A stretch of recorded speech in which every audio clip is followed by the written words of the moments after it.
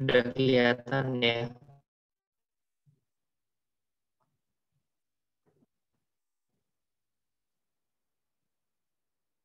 Oke, mungkin saya langsung aja ya. Jadi mau menambahkan apa yang dipaparkan Pak Iwan tadi, memang sedikit mengenalkan lagi. Dulu saya kuliah di ITS tahun 2008. Untuk pengalaman kerja juga udah lumayan ya. Saya kerja di dulunya di PT Astra Motor, di Astra Group. Untuk aktivitas saya di PT Robert Bosch ini,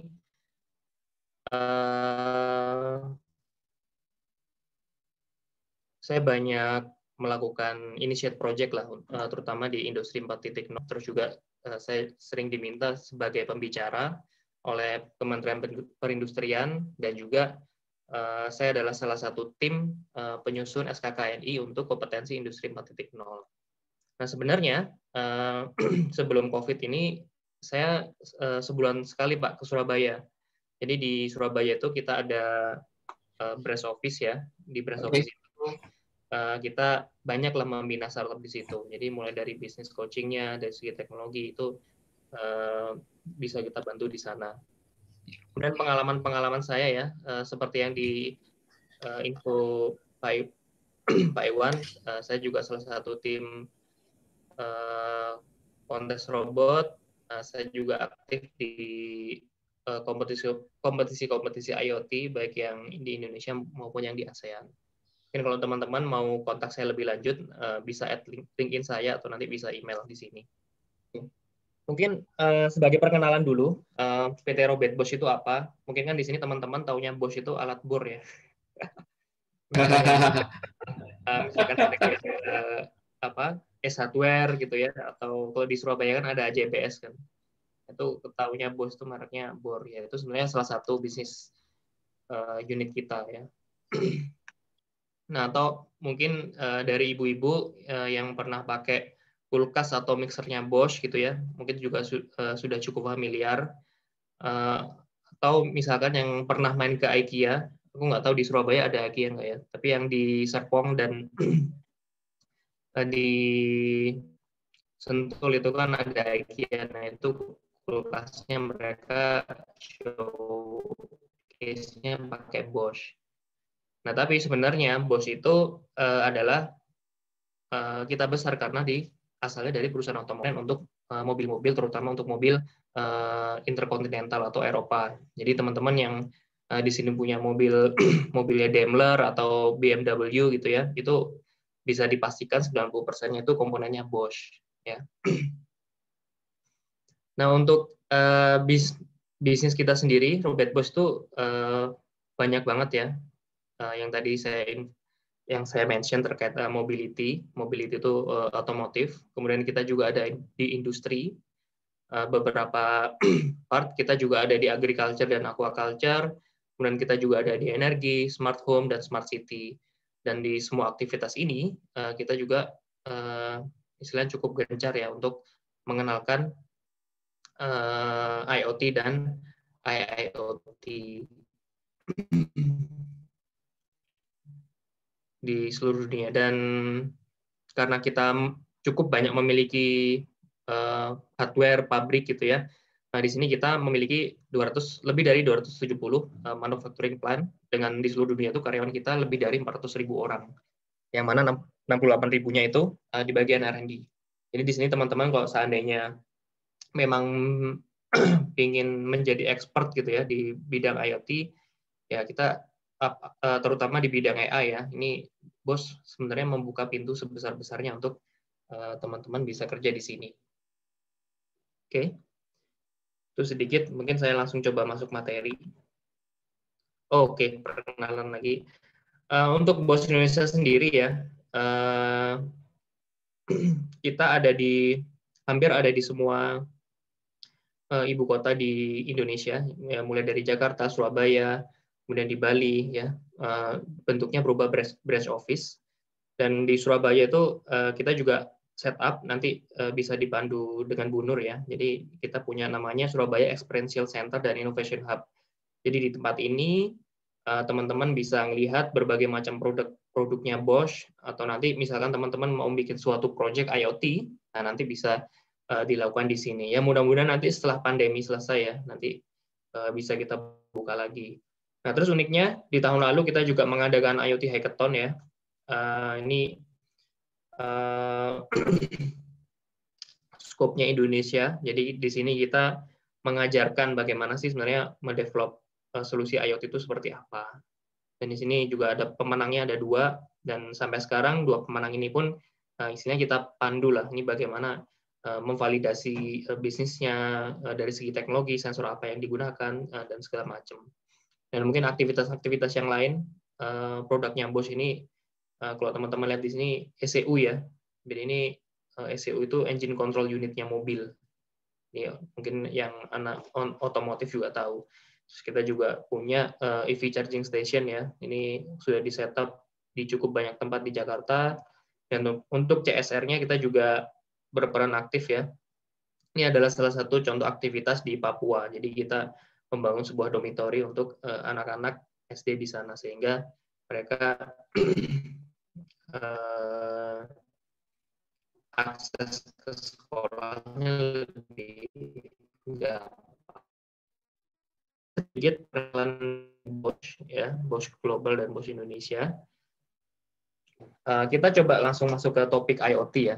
Jadi basically IoT itu mulai berkembang pesat sejak kehadiran internet ya, apalagi konektivitas sudah mulai canggih ya. Jadi mulai dari 2G, 3G, 4G, nah sekarang sudah menuju 5G ya. Jadi peran IoT itu semakin kuat gitu kan.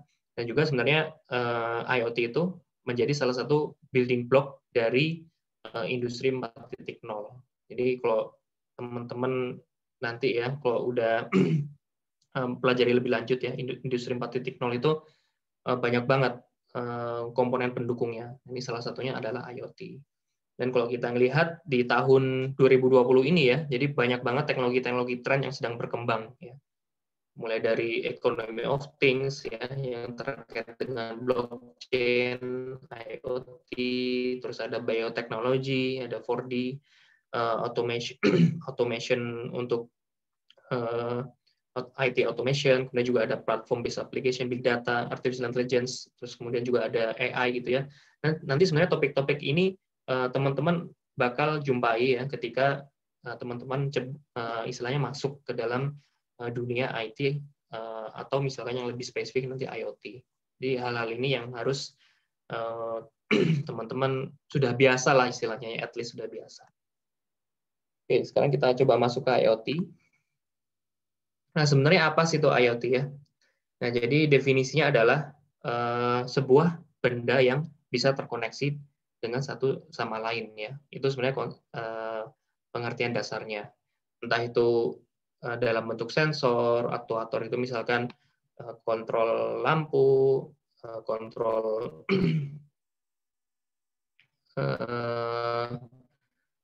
kontrol perangkat elektronik gitu sebagai aktuator atau device-device yang lain. Nah, tujuannya apa? Tujuannya adalah bagaimana dengan adanya alat yang terkoneksi dengan internet kita bisa menggather sebuah data sehingga data ini bisa dimanfaatkan oleh pihak-pihak yang lain. Nah, itu sebenarnya tujuan utamanya. Nah, kemudian karakteristiknya apa? Ya, yang pertama itu aware. Jadi apa yang dimaksud aware adalah bagaimana sebuah produk itu bisa merasakan sesuatu. Jadi contoh gampangnya itu di HP kita ya. Di HP kita itu kan ada, kalau misalkan teman-teman tahu ada sensor accelerometernya ya. Nah itu kan HP itu sebenarnya juga bisa dikatakan sebagai produk IoT karena dia udah punya kemampuan untuk merasakan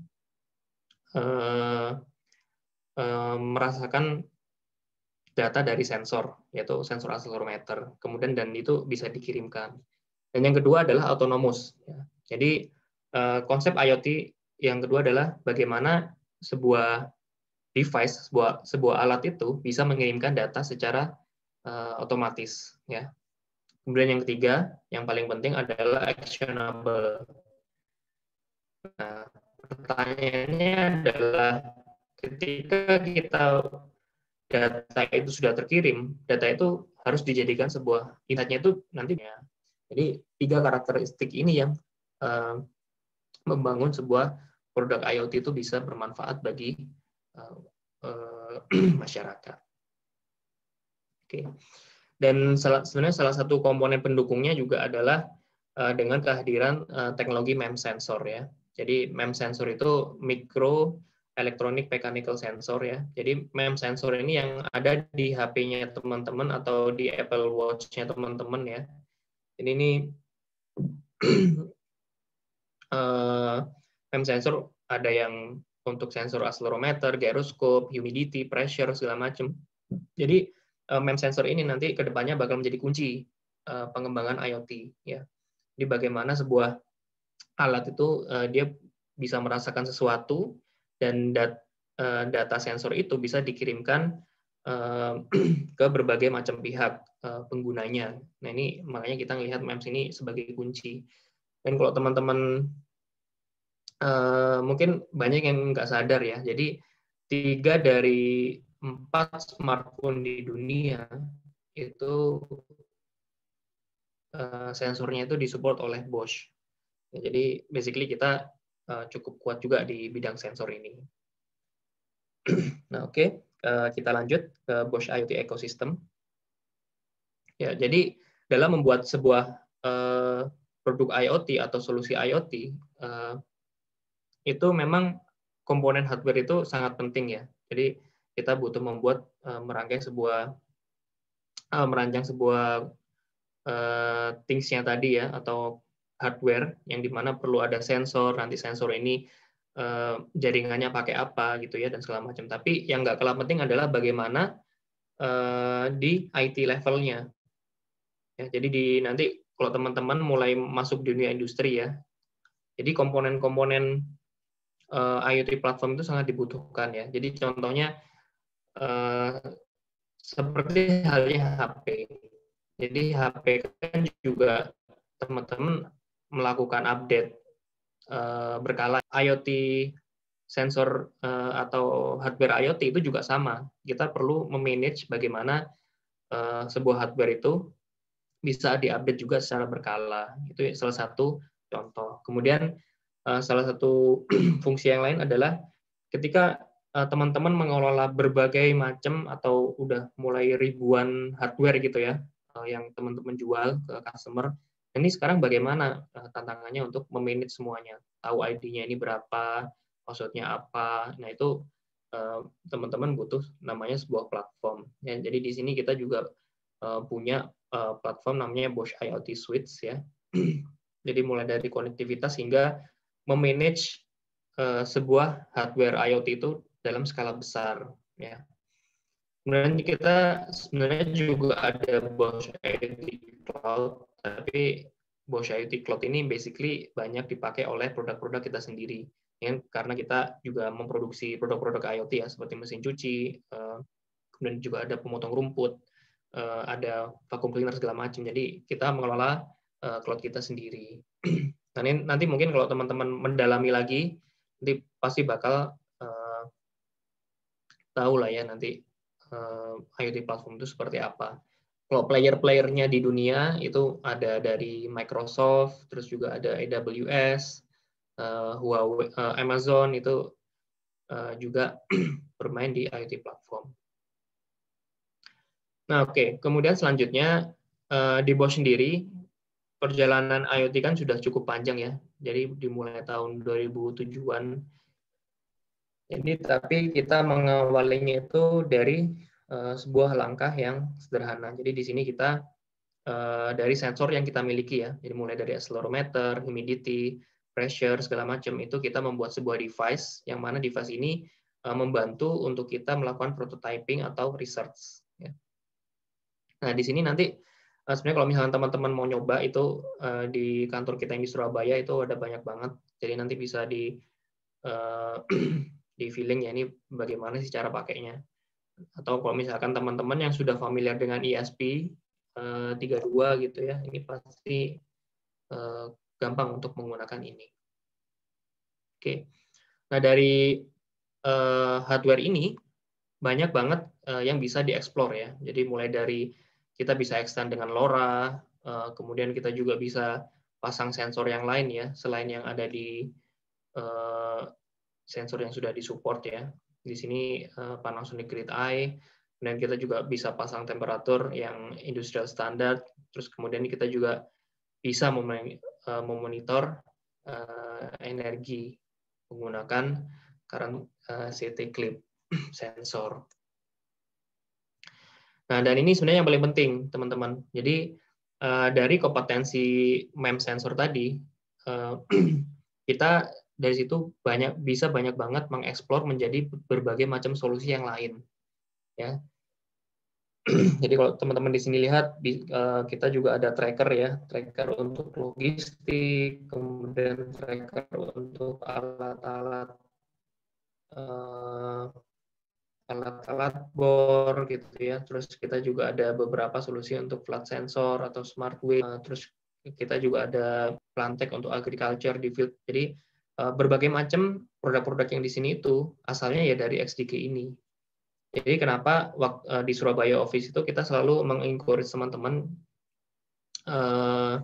dengan adanya prototyping ini bisa nggak dieksplor lagi dengan menjadi bisnis yang lain. Begitu juga di peserta hackathon yang di tahun lalu. Nah, ini ada salah satu contoh gampangnya ya, kalau kita menggunakan XDK ini di industri. Ya, jadi di sini ini digunakan untuk memonitor kondisi sebuah kompresor ya. Jadi di kompresor itu kan pasti ada piping gede gini ya. Jadi sensor kita ini dipakai untuk memonitor kondisi humidity-nya, temperatur, pressure gitu ya. Kemudian nanti dikoneksikan melalui gateway. Gateway di sini case-nya pakai Raspberry Pi. Di Raspberry Pi ini nanti yang dengan langkah yang simple, sederhana, dan produknya udah industrial grade, nanti bisa ditampilkan secara visualisasinya. Oh, kondisinya itu seperti apa, apakah ini udah abnormal atau belum, atau nanti di compressor room ini butuh perbaikan, itu nanti bisa dianalisa lebih lanjut lagi. Kemudian ada use case yang lain juga, kita juga bisa memonitor lift ya. Di lift itu kan pasti ada sebuah getaran yang dihasilkan. Ketika ada proses yang abnormal, itu nanti bisa kita cek. Misalkan getarannya berlebih, nah nanti dengan adanya sensor accelerometer nanti bisa kita cek itu. Kemudian juga room occupancy monitoring, ya. Jadi nanti berhubung di SDK ini juga ada sensor noise-nya, nanti kita bisa cek tuh sebenarnya di sebuah bangunan atau di sebuah ruangan itu lagi ramai nggak sih ya. Nah nanti teman-teman bisa ngedevelop dari segi software-nya, integrasi dengan platform-platform yang lain itu juga sangat dimungkinkan.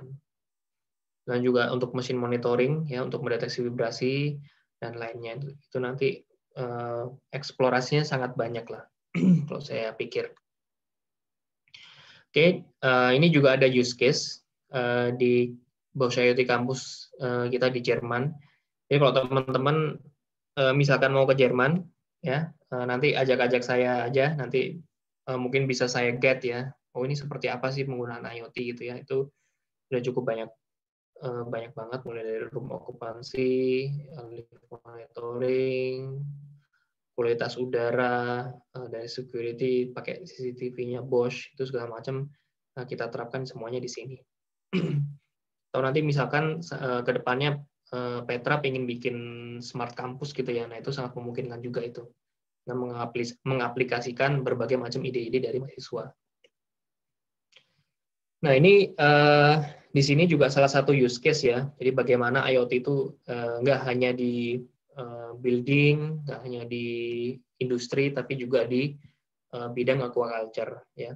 Jadi ini adalah salah satu startup binaan kita ya, Digild namanya.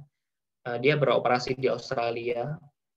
Jadi kalau teman-teman tahu ya, ini sebagai gambaran, industri oyster itu kan kerang ya. Industri kerang di Australia itu cukup besar, terutama di pesisir Australia Selatan.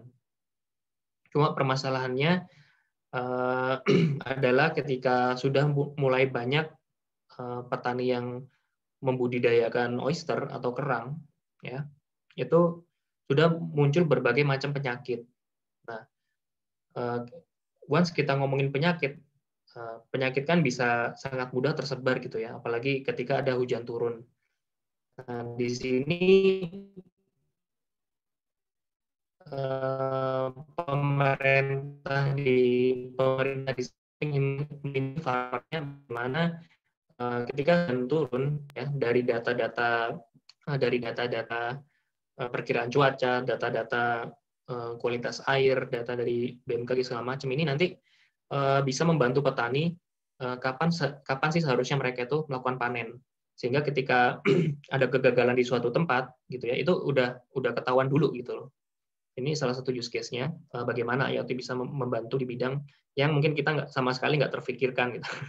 Industri kerang buat apa IoT gitu kan, ternyata butuh gitu. Nah, jadi di sini yang kita lakukan, kita memonitor kualitas air, kadar salinitasnya, pH, temperatur gitu ya. Terus kita koneksikan dengan LoRa.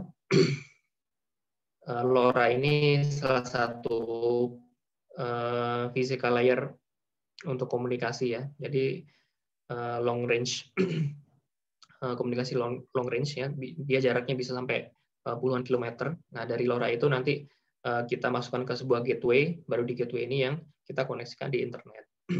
Baru setelah itu data ini nanti bakal digunakan oleh selain petani ya, nanti digunakan oleh regulator. Regulator ini orang yang mengatur jalannya panen, jalannya di area mana sih yang harus panen duluan. Nah, itu sangat penting, salah satu hal yang membuat proyek ini sangat dibutuhkan di Australia. Kemudian juga ada solusi kita yang lain ya untuk agriculture, namanya Plantech. Ya. Jadi solusi ini banyak digunakan di Jepang dan Korea. Ini di mana kalau di Jepang kan, kalau buat teman-teman yang pernah ke Jepang kan, pasti mereka untuk melakukan aktivitas agriculture kan menggunakan semacam apa ya itu,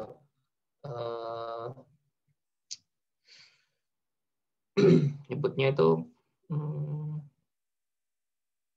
apa ya, smart inilah apa, bukan smart sih ya, kayak ada tudungnya lah, rumah kaca, kayak rumah kaca ya, karena tomat di sana atau stroberi di sana itu value-nya sangat tinggi. Ini ketika ada kerugian atau panennya gagal, itu menyebabkan kerugian yang sangat besar. Jadi dari background itu kita mencoba untuk memonitor parameter-parameter yang mungkin berkaitan. Contohnya CO2, temperatur, kemudian ada humidity, terus juga ada intensitas cahaya ya. Jadi dari berbagai macam sensor itu kita masukkan gateway, nah kemudian kita masukkan database. Nah dari situlah kita mencoba melakukan disease prediction algorithm ya, menggunakan artificial intelligence. Jadi kita bisa memprediksi sebenarnya di parameter apa sih yang mengindikasikan bahwa nanti bakalan terjadi sebuah penyakit. Nah, dari situ aja benefitnya tentunya mengurangi disinfection, dan yang paling penting adalah mengurangi penggunaan pestisida. Karena pestisida kan kalau misalkan sekarang kan orang nggak tahu nih, ini sebenarnya udah bener nggak sih jumlah pemakaian pestisidanya. Nah, dengan adanya data, kita tahu nih, karena kita tahu, oh disease itu kapan terjadi, nah kita bisa menggunakan pestisida itu ya udah sesuai dengan saat yang dibutuhkan aja. Itu sedikit Plantech. Mungkin saya mau sedikit share video, 1 menit. Coba saya ganti screen yang lain.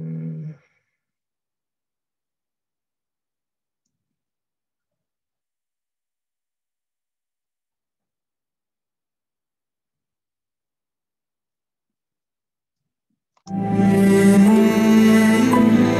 マトはですね、私は自分の子供のように思って育てています。ちっちゃな苗から大きくなって、だんだん大きく子供が成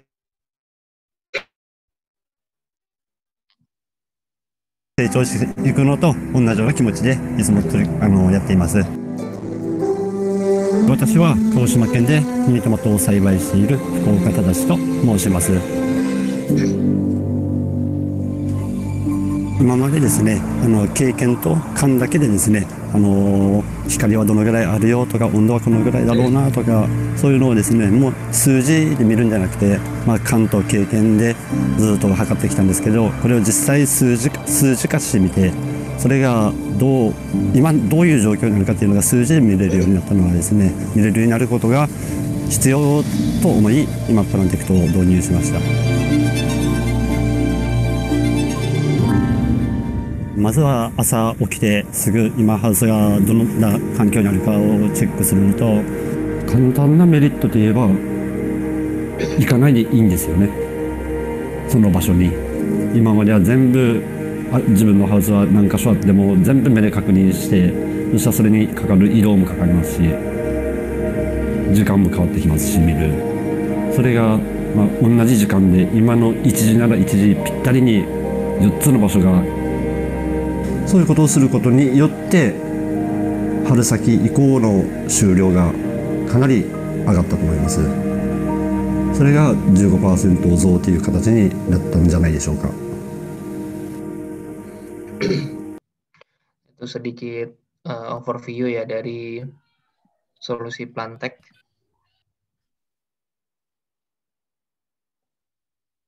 Oke, bentar. Kemudian kita juga ada solusi-solusi yang lain ya, yang asalnya itu dari XDK. Kita juga punya sensor parking. Nah ini kalau misalkan ngomong sensor parking ini nanti manfaatnya untuk topik-topik smart city. Ya, jadi ini sudah cukup banyak digunakan di Eropa ya. Jadi mereka ingin memecahkan masalah kemacetan ya. Jadi salah satu alasan dari macet itu karena orang di sana itu kesusahan dalam mencari parkir ya.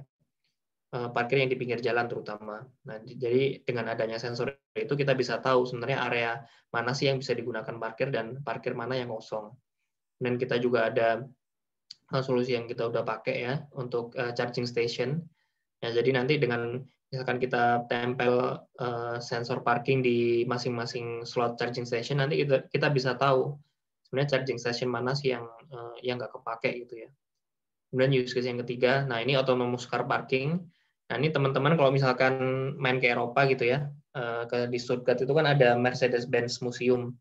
Nah itu kita juga udah bekerja sama dengan Mercedes untuk membuat sebuah autonomous car parking. Jadi kalau di Indonesia kan, kalau teman-teman tahu valet parking ya, itu kan ada orangnya. Nah ini sekarang udah cukup pakai aplikasi, nanti mobilnya udah menuju ke tempat parkir secara otomatis. Nah, sekarang yang paling penting adalah gimana nih cara memulainya gitu kan ya. Nah, mungkin di sini teman demografinya macam-macam ya, ada dari SMA, SMK, kemudian mahasiswa. Nah, makanya ini nanti saya coba menjelaskan sebenarnya basic apa sih yang dibutuhkan gitu ya untuk memulai IoT. Nah, yang pertama itu dari segi mindset, teman-teman. Nah, jadi yang pertama kolaboratif. Nah, jadi kalau misalkan dari pemaparan saya gitu ya, teman-teman seharusnya udah ngerasa nih, ini ternyata bidang IoT itu nggak hanya di industri loh, tapi di berbagai macam, bisa di perkotaan, bisa untuk pertanian, untuk aquaculture, dan macam-macam. Nah, jadi salah satu hal yang teman-teman harus punya mindset adalah mindset kolaboratif ya. Jadi kolaboratif ini adalah bagaimana teman-teman ini walaupun nanti masuknya bidang elektro ya, nah nanti teman-teman ini bisa bekerja sama dengan bidang-bidang jurusan yang lain, contohnya kayak pertanian, perikanan, terus juga ada bidang-bidang bisnis misalkan itu. Di sini IoT itu karena sangat memanfaatkan data ya, ini butuh pemikiran kolaborasi yang sangat kuat. Ini di pekerjaan saya sekarang pun saya juga banyak sekali diskusi dengan pemerintah, dengan asuransi ya, dengan petani segala macam. Kenapa? Karena mereka-mereka inilah yang nanti menggunakan data-data dari solusi IoT yang kita buat. Jadi yang pertama kolaboratif. Nah, kemudian yang kedua adalah innovative value creation ya. Untuk menjadi membuat inovasi aja nggak cukup, tapi bagaimana kita bisa membuat value creation. Jadi dari solusi-solusi yang sebelumnya kita buat gitu ya, kita cukup banyak kan memberikan value kepada misalkan farmer, kepada petani, kepada regulator segala macam. Nah ini kuncinya ada di situ untuk membuat mendevelop sebuah solusi IoT, sehingga apa yang kita buat itu nanti bisa bermanfaat bagi banyak orang, sehingga nanti once sebuah produk itu bermanfaat, pasti orang itu mau bayar berapapun, sehingga nanti ada bisnisnya gitu kan. Itu yang paling penting. Dan yang ketiga adalah curiosity ya. Teman-teman yang namanya teknologi itu kan terutama elektro nih, itu dari saya pelajari 10 tahun yang lalu aja sampai sekarang itu sudah berbeda banget gitu kan. Nah kalau misalkan teman-teman nggak punya rasa ingin tahu lebih, terus juga mencari materi-materi dari Google, itu susah untuk bertahan gitu, karena nggak tahu lagi nanti ke depannya 5 tahun lagi gitu ya, udah ada 5G kan sekarang era-eranya di tahun ini ya, 5 tahun lagi entah nanti teknologinya apa baru lagi. Kalau misalkan teman-teman nggak punya rasa penasaran dan belajar sendiri secara otodidak ya, itu susah untuk bertahan. Contohnya di 10 tahun lalu saya belajar jaringan saraf tiruan ya. Dulu saya pikir itu jaringan saraf tiruan tuh apa sih, ini nggak jelas. Teknologinya paling udah usang atau segala macam. Tapi ternyata 5 tahun kemudian udah sangat populer gitu ya, dan itu nanti udah disebut AI. Nah, yang seperti itu yang teman-teman harus sudah mulai kritis. Ini kira-kira teknologinya apa? Jangan-jangan nanti udah kalau yang tadi kan saya sempat lihatkan ya, Digitrends ada blockchain, terus sekarang itu juga menuju IoT, kemudian IoTA, ada DLT juga. Itu sebenarnya kampus itu kalau saya bilang kampus itu sebuah tempat di mana kita itu bisa belajar bagaimana untuk belajar. Nah itu sebenarnya kuncinya di situ. Nah kemudian juga dari segi role ya, itu nanti banyak banget teman-teman bisa masuk once belajar IoT ya. Jadi mulai dari dari segi bisnis ya, bagaimana dari sebuah solusi IoT itu bisa membantu mengenerate bisnis model gitu kan.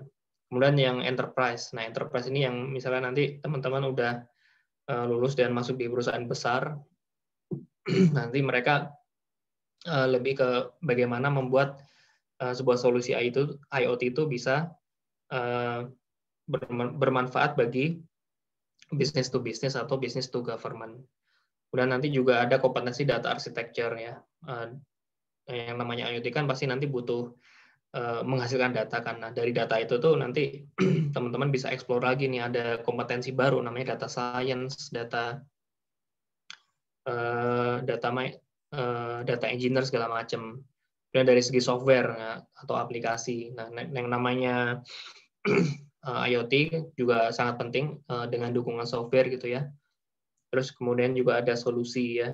Jadi dari yang namanya IoT itu kan supaya kita bersaing, kita harus menjadikan itu sebuah solusi. Karena sekarang itu kalau teman-teman tahu banyak banget ya produk dari Cina, misalkan yang kontrol lampu segala macam. Nah, memang mereka dari segi produk sangat murah, dan kalau misalkan kita membuat produk yang sama dengan itu, pasti bakalan sulit bersaing gitu kan. Makanya di sini dibutuhkan sebuah solusi IoT, sehingga solusi yang teman-teman bisa buat itu bisa sesuai dengan kebutuhan yang ada di pasar Indonesia. Dan yang nggak kalah penting terakhir adalah dari segi teknologi ya. Jadi teknologi ini nanti teman-teman belajar terkait coding, terkait hardware, terkait jaringan segala macam nanti. Jadi banyak banget yang bisa dimasukin once belajar IoT. Itu mungkin sedikit dari saya ya. Mungkin saya coba kembalikan ke Pak Iwan. Ya, terima kasih Pak Duha untuk pemaparannya yang sangat komprehensif. Tadi teman-teman peserta webinar, Bapak Ibu guru, orang tua, adik-adik bisa melihat tentang IoT dalam kehidupan kita sehari-hari ya. Jadi ternyata bahwa IoT ini sudah sangat dekat dengan kehidupan kita. Tadi ada contoh di perikanan, pertanian, kemudian di otomotif, parking, ada autonomous mobil gitu ya. Kita di Elektropetra juga sudah mengembangkan autonomous mobil ini dalam bentuk Dakibot gitu ya, sudah beberapa tugas akhir yang dieksplorasi di sana.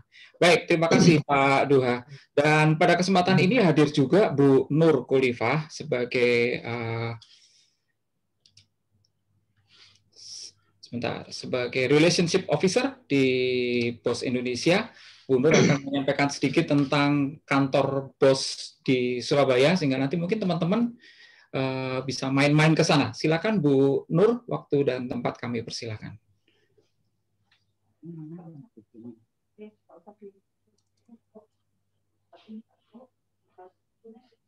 Oke, sebentar ya Pak, saya ganti background dulu.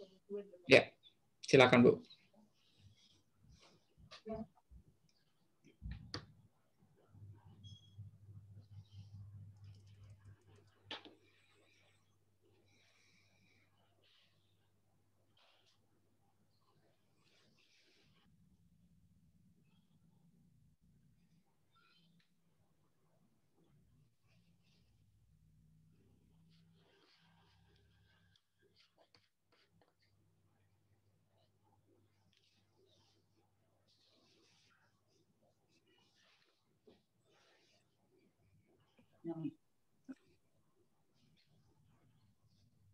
Oke, udah kelihatan ya dokumennya?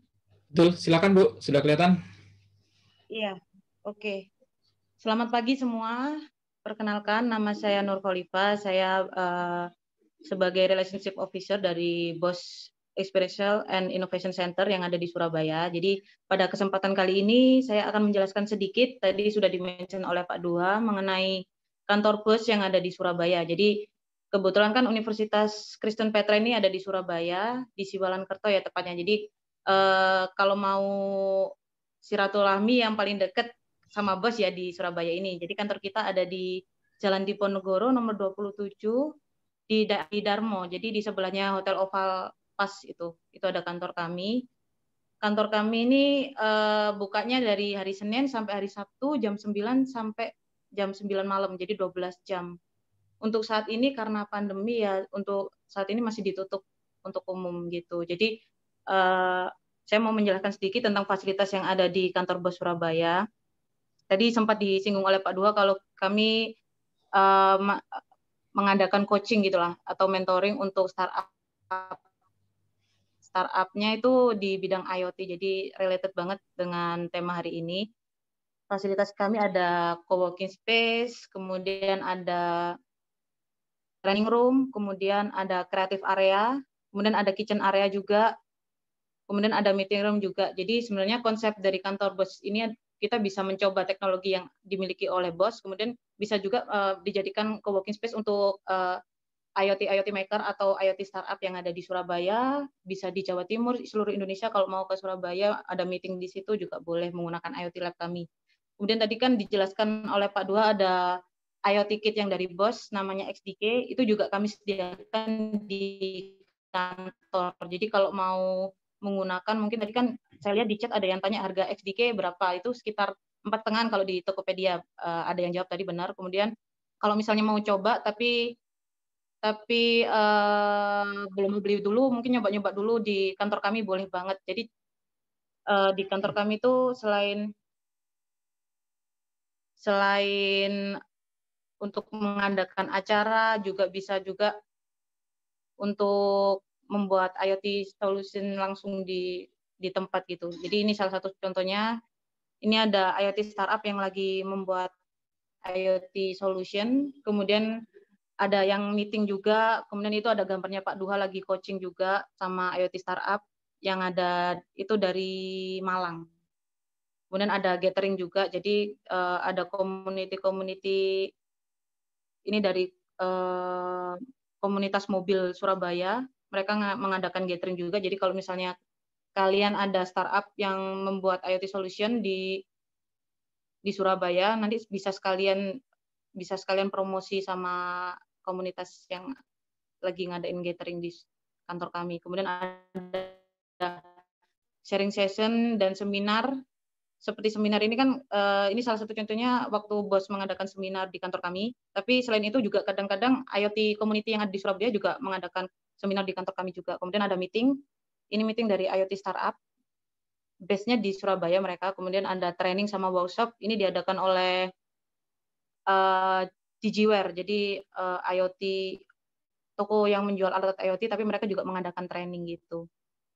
Kemudian ada study sama diskusi juga diadakan di situ. Ini dosen-dosen sama mahasiswa. Jadi di sini tuh lintas status lah. Ada mahasiswa, ada dosen, kemudian ada profesional juga. Mereka jadi satu diskusi di tempat kami gitu. Kemudian kalau misalnya bosen, di kantor kami juga ada cooking area gitu, semacam ya kitchen tapi small gitu. Kalian bisa masak-masak di situ juga. Kami sediain teh sama kopi juga.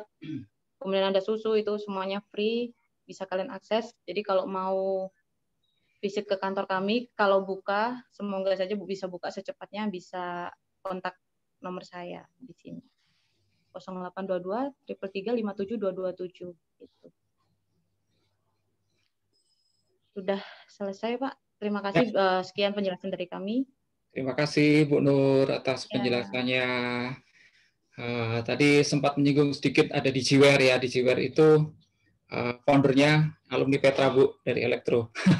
Oh iya. Digiware yang jual alat-alat apa? Iya.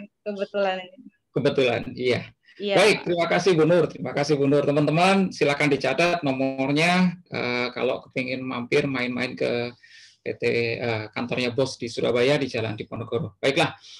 Sekarang tadi kita sudah mendengar paparan dalam bentuk ini ya, PowerPoint, kemudian slide, ada video. Nah, sekarang waktunya kita rasanya nggak afdol kalau nggak nyoba gitu ya. Rasanya nggak afdol kalau nggak nyoba. Jadi sesi kedua ini sesi kedua nanti mungkin sedikit lebih panjang. Pak Handri Kuswanto nanti yang akan memimpin sesi kedua. Pak Handri ini dosen di program IoT, kemudian dia juga aktif di industri.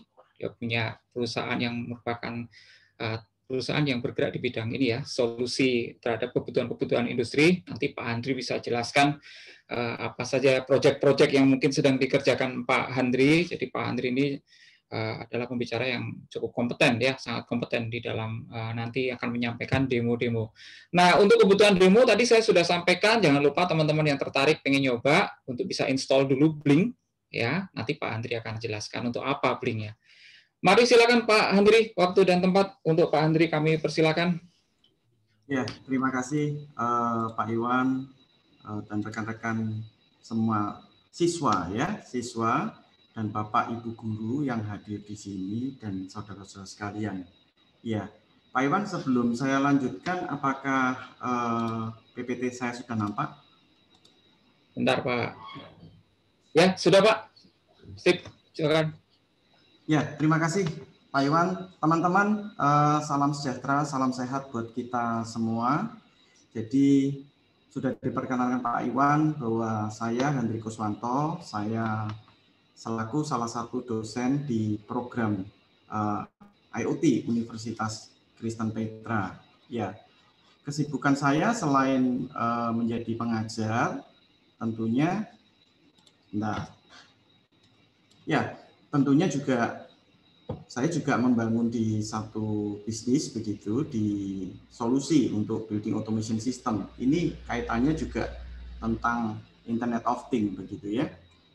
Terus tadi Pak Duha sempat sampaikan ya, saya amini begitu bahwa dibutuhkan kolaborasi dengan bidang-bidang yang lain dan senantiasa selalu ingin belajar hal baru. Itu menjadi poin yang sangat penting teman-teman semua. Ya, saat ini bidang IoT ini, UK Petra secara khusus membuka program ini. Karena kami melihat bahwa IoT ini punya potensi yang sangat besar, bahkan sangat besar sekali gitu ya, untuk saat ini dan tren masa depan. Ya, di webinar yang sebelumnya, saya sempat sampaikan dengan data bahwa potensi kebutuhan IoT itu tidak linier, ya. Kalau kita lihat di tahun 2015 sampai 2020 dan 2025 yang akan datang, itu tidak linear, tapi bisa dikatakan datanya itu parabolik, lebih dari 100% begitu. Ini yang menjadi salah satu alasan penting mengapa UK Petra membuka program Internet of Things. Ya, kalau kita lihat siapa Petra, tentunya tidak diragukan lagi, dan kemudian dari dosen-dosen UK Petra itu sangat kompeten di bidang IoT ini, dan mereka teman-teman dosen di UK Petra itu juga terlibat secara langsung untuk solusi-solusi di industri yang langsung dapat diimplementasikan ke industri. Dan beberapa kerjasama juga dilakukan oleh program IoT, salah satunya dengan perusahaan besar seperti BOS yang hari ini share bersama kita. Terima kasih teman-teman dari BOS. Ya, saya tidak berlama karena waktunya juga mepet begitu ya, dan banyak sudah diulas oleh Pak Duha, jadi saya cepat aja. Tadi sudah disampaikan, kita tidak janjian juga ya dengan Pak Duha bahwa aplikasi dari IoT ini bidangnya itu sangat banyak sekali ya. Jadi orang-orang IoT ini tidak bisa kalau kita nunggu jadi petani kemudian baru bekerjanya smart farming, begitu nggak mungkin begitu. Tanpa kolaborasi itu tentunya nggak bisa. Ini saya ambilkan 6 aplikasi ya yang terbesar di bidang-bidang IoT ini, yaitu satu adalah smart home dan building, kemudian wearable device dan mungkin telemedicine begitu. Ada dosen IoT Petra yang saat ini sedang mengambil S3-nya di Finland begitu, khusus tentang wearable device. Jadi ini menjadi kunci juga gitu ya, ketika terjadi bullying begitu, bagaimana sistem mengetahui bahwa anak ini dibully atau tidak, itu IoT juga begitu.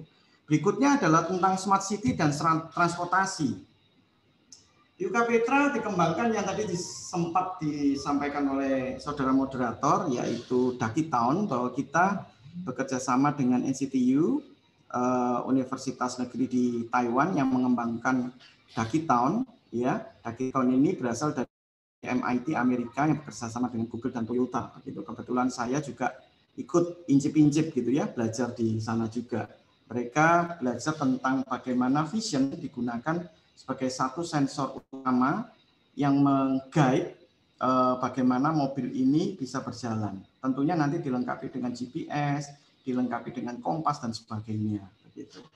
Berikutnya adalah tentang energi. Ya, semakin ke sini energi itu, apalagi energi yang berupa sumber alam, itu bukan semakin banyak tetapi semakin habis.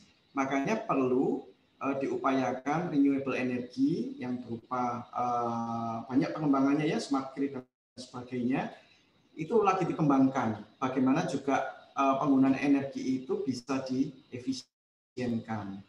Berikutnya adalah industrial IoT.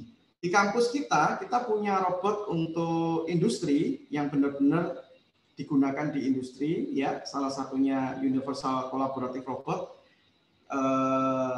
Bisa bekerja sama dengan manusia begitu ya, tidak membahayakan, berbeda dengan industrial robot yang konvensional. Nah, ini juga kami punya di Petra begitu ya. Anda bisa pakai ketika masuk di program IoT ini. Kemudian yang terakhir adalah smart farming. Saya tidak membahas terlalu jauh dengan smart farming. Pak Duha tadi sudah banyak sekali ya contoh beserta videonya, sangat menarik sekali begitu ya. Nah, saya secara khusus untuk share tentang building automation system. Ya, ini adalah salah satu pekerjaan yang saya geluti saat ini begitu. Selain mengajar di Petra, saya tidak hanya mendongeni mahasiswa dari textbook, tapi saya cerita apa yang sebenarnya terjadi di industri saat ini begitu. Nah, untuk building automation system itu 3 hal yang dilakukan, yaitu pertama adalah monitoring. Monitoring ini berbicara tentang bagaimana kita mengambil collect data begitu, menggunakan apa? Menggunakan sensor. BOS salah satu provider sensor yang cukup ini ya, terkenal dan banyak MEMS begitu ya. Nah, ini juga mungkin saja OEM yang kami gunakan juga begitu. Yang kedua adalah tentang kontrol. Kita perlu mengontrol alat-alat yang di building, bagaimana nanti bisa membuat efisiensi energi meningkat dan sebagainya. Yang ketiga tentunya adalah menghasilkan report ya. Kalau report berarti saya mendapatkan data. Data dari mana? Dari sensor dan kontrol yang dilakukan itu di data logging. Muncullah report. Report ini yang nantinya digunakan untuk bahan atau tools analisis kebijakan apa yang akan dilakukan setelah ini begitu. Nah, dari report ini kebetulan di tempat yang saya pegang ada satu sistem yang namanya Open Energy. Open Energy ini satu sistem yang bisa menghasilkan report tanpa campur tangan manusia sedikit pun. Jadi mereka analisisnya, tabelnya itu sudah dikeluarkan secara langsung. Nah, saya akan membahas yang sangat spesifik kali ini, apa yang dapat BAS lakukan begitu ya. Building Automation System itu sebenarnya berbicara tentang 12 core, tetapi saya sederhanakan menjadi 6 core saja. Ya, yang pertama adalah Heating, Ventilating, Air Conditioning (HVAC). Kita tahu bahwa ini di Indonesia begitu ya, nggak mungkin kita pakai heater atau pemanas begitu. Tapi yang kita gunakan everyday begitu, apalagi sekarang semakin lama semakin panas, yaitu dengan AC. Nah, kita tahu anak-anak saya lagi di rumah, sekolah semuanya sedang sekolah di rumah begitu. Kalau sekolah di rumah, AC nyala. Nah, kalau dijadikan satu ruangan, anak saya 3, pasti saling tumpang tindih gitu suaranya. Makanya mereka di tempat sendiri-sendiri. AC-nya 3 nyala. Kalau 3 nyala berarti kita bisa hitung KWH-nya habis berapa, dan itulah energi yang kita bayar begitu. Nah, salah satu ini kalau di rumah ya, salah satu pembayaran tertinggi atau cost tertinggi yaitu penggunaan AC di gedung-gedung, bisa mall, bisa hotel, bisa perkantoran begitu ya, itu cukup besar begitu ya. Yang kedua adalah lighting ya. Lighting ini tidak hanya on off sebenarnya. Kita punya satu protokol yang dinamakan DALI, kita bisa bagaimana bisa mengatur intensitas, lumen, dan sebagainya. Ini berhubungan dengan HCL, Human Light Centric, begitu ya. Ini salah satu teknologi yang bisa menyesuaikan dengan mata manusia agar ketika kita bekerja itu tidak capek, tidak mudah capek, begitu ya. Karena cahaya yang terlalu terang pun memudahkan kita untuk capek, begitu. Berikutnya adalah akses kontrol dan security ya. Ini pada semua tahu ya, kalau masuk ruang kita pakai pinjer, pakai face, pakai kartu, banyak sekali ya. Ini juga di-record siapa yang masuk, jam berapa dia masuk, apakah kebutuhannya, itu juga bisa di-record atau di data logging. Berikutnya adalah energi management. Dan yang kelima, fire protection. Nah, fire protection ini berbicara tentang keamanan gitu ya. Dari sisi bagaimana kalau misalnya terjadi kebakaran, itu seperti apa, SOP-nya seperti apa. Jadi kalau saya cerita sedikit, kebakaran di lantai 7 katakanlah ya, itu tidak di semua lantai harus berbunyi alarmnya. Mereka akan panik. Tapi ada SOP yang dilakukan begitu. Biasanya satu lantai di bawahnya jalan dulu alarmnya, 2 lantai di atas, kemudian dan seterusnya begitu ya. Ada SOP yang harus dilakukan. Ini semuanya diatur oleh BAS. Apa yang dapat dilakukan BAS? Ya, salah satunya itu. Berikutnya adalah plumbing dan irigasi. Plumbing dan irigasi kalau kita melihat misalnya tenan atau apartemen. Apartemen yang kalangan menengah, mereka tidak mencatat meternya dari air dan gas dan listrik itu satu persatu. Tapi mereka logging semua dan mereka kirimkan ke tenan secara web based, mereka bisa lihat gitu. Berapa nominal yang saya gunakan dan berapa yang harus saya bayar secara real time. Tidak nunggu orang meter yang mencatat kemudian diberitahukan. Terus ujung-ujungnya kok tinggi begitu. Nah, ini kita bisa deteksi begitu ya. Every day, every minute kita bisa lihat gitu ya. Nah, sekarang saya secara khusus saya akan masuk, saya akan demokan. Kebetulan di PT Teknomulti Solusindo itu memegang brand yang namanya Deos. Ini juga made in Jerman begitu ya. Saya akan coba masuk. Saya stop share dulu. Oke.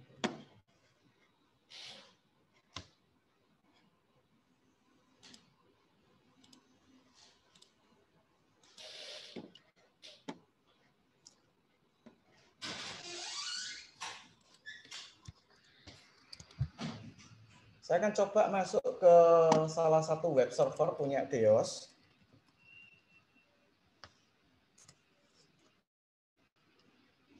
Ya, ini saya sedang mengakses salah satu web server ya di Hong Kong. Web server ini berada di Hong Kong. Saya akses web servernya. Semoga bisa masuk karena ini adalah online bukan rekaman begitu.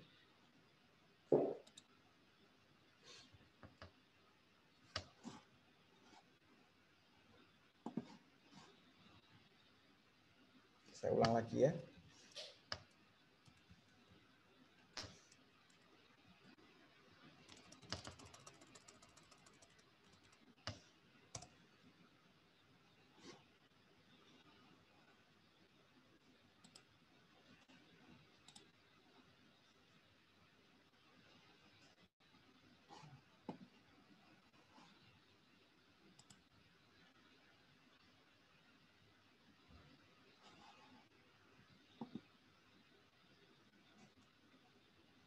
Ya, ini agak sedikit terhambat. Coba nanti saya skip dulu. Kita akan balik. Untuk demonya kita akan balik di belakang. Ya, mungkin internet saya agak sedikit trouble begitu. Saya akan lanjutkan dulu. Sambil menunggu, saya akan lanjutkan dulu.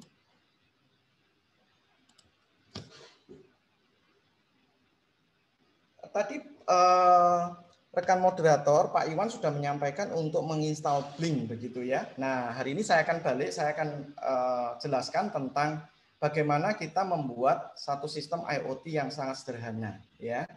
Bagaimana kita membuat apps yang sangat sederhana. Sebenarnya kita bukan membuat apps tapi menggunakan platform Blink untuk kebutuhan kontrol begitu ya. Blink ini apa? Ya, Blink ini adalah satu platform IoT yang bisa mengkoneksikan banyak device. Katakanlah yang dinamakan device ini adalah Internet of Things, ya things itu ya. Nah, device ini dikoneksikan menuju ke cloud atau internet. Nah, yang kedua, Blink itu memungkinkan untuk pengguna mendesain sendiri apps-nya, apps IoT-nya, dan mengontrol peralatan-peralatan IoT-nya dengan apps kita, dengan gadget kita, dan Blink yang melakukan telemetri data, ya. Dan kita lihat bagaimana sistem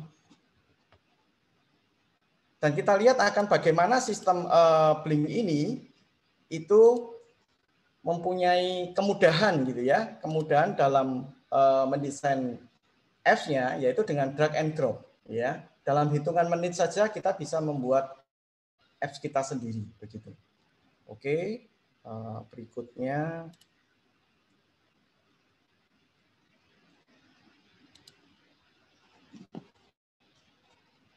Benar, saya kok agak kesulitan.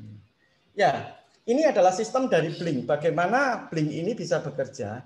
Dia punya 4 ya, punya 4 komponen utama. Yang pertama adalah Blink Apps ya. Kalau kita Pak Handri, maaf. Apakah ini di share screen ya Pak seharusnya? Iya, betul. Bapak belum share screen, Pak. Oh, sorry. Ya. Terima kasih Pak Andi. Oh, iya Pak, sama Pak. Sudah kelihatan? Iya, sudah Pak. Oke, terima kasih Pak. Saya ulang dikit ya. Ya, kita akan balik, kita akan masuk ke Blink begitu. Blink ini sebenarnya apa yang sudah diinstal teman-teman tadi. Blink ini adalah platform IoT yang mengkoneksikan banyak device yang disebut dengan Things. Kemana koneksinya? Yaitu ke cloud, ke internet. Ya. Kemudian Blink ini memungkinkan kita sebagai pengguna untuk mendesain apps kita sendiri dan mengontrol peralatan dan melakukan telemetri data. Ya, data apa? Data sensor tentunya.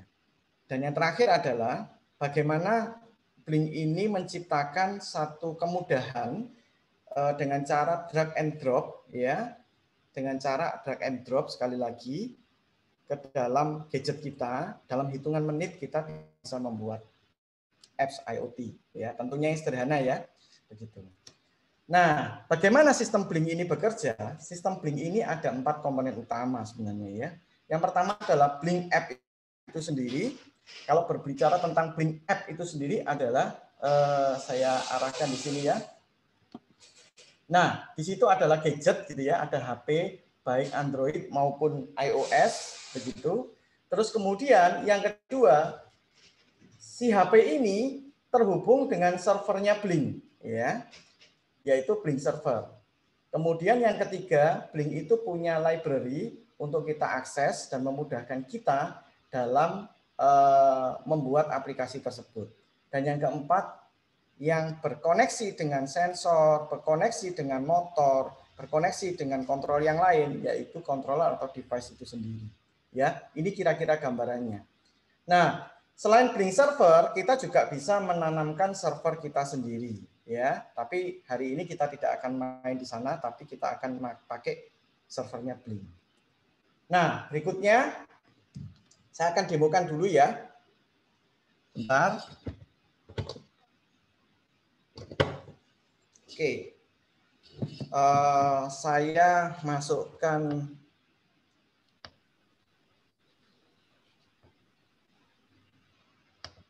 Pak Handi, tolong feedbacknya apakah Android Memo Play saya masuk? Apanya Pak, maaf? Android apa Pak?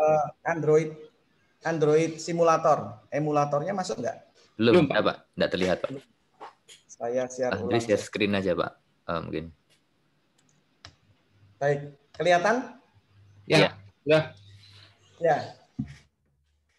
Ini saya akan lakukan demo ya. Saya akan on off dan saya akan melihat bagaimana sistem bisa bekerja atas kontrol saya. Saya lakukan ini dulu ya.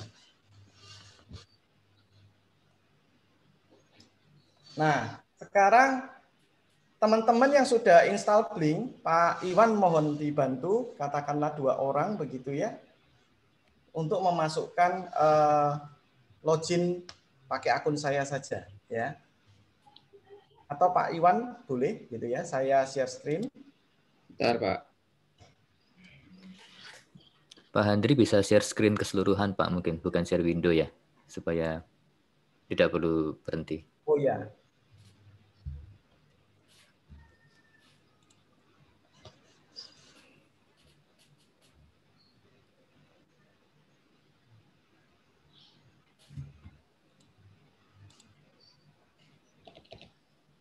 Oke. Bentar.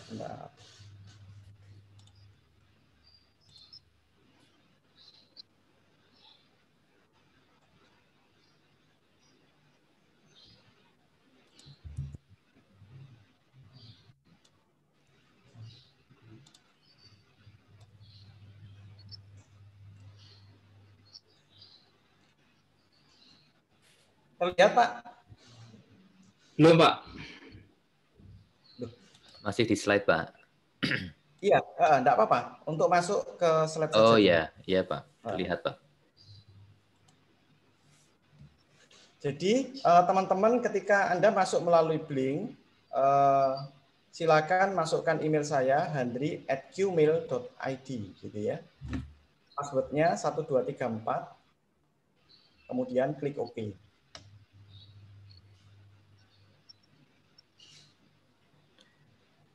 Jika ada peserta yang mencoba ya Pak Handri dan ingin bertanya boleh ya, misalkan ada kesulitan, silakan bisa unmute rekan-rekan.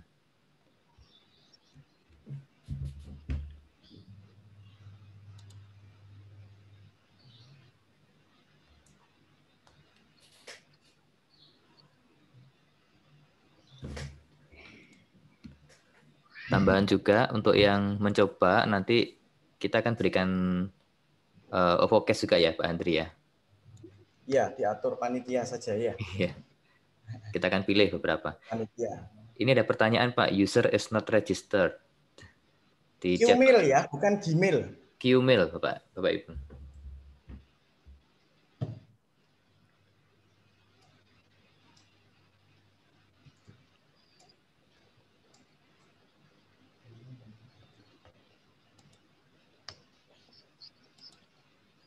Kalau sudah bisa,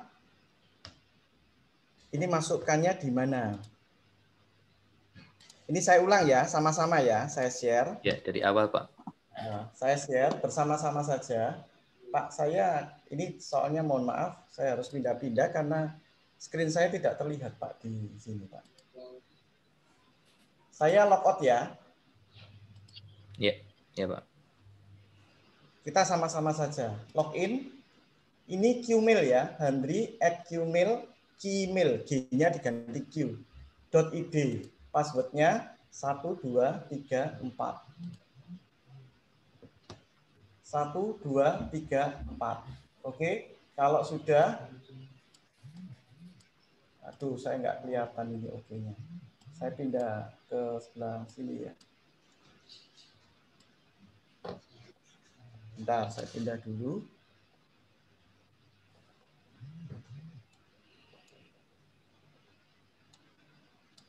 Saya klik login.